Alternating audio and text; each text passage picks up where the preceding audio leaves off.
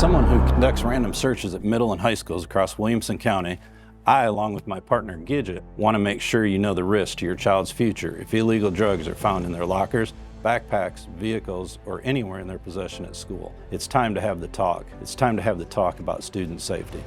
It doesn't matter if it's cocaine, meth, THC, or fentanyl.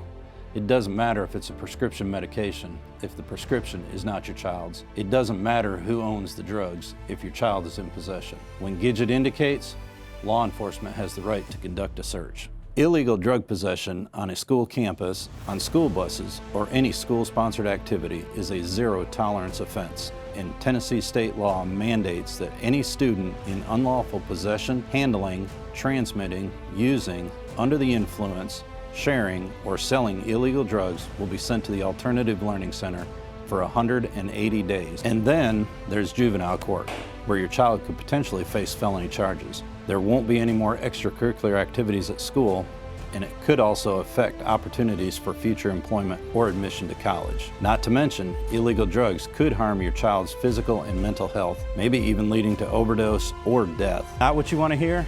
I get that, but it could happen to your child. Parents, it's time to have the talk. It's time to have the talk about student safety.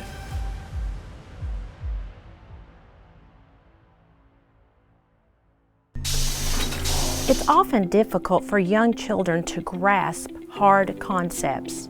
The best way to teach or share these hard concepts is through stories. In order for students to understand how others might feel, I use the book Have You Filled a Bucket Today by Carol McLeod. The story shares that everyone's bucket has a different amount of joy and happiness in it.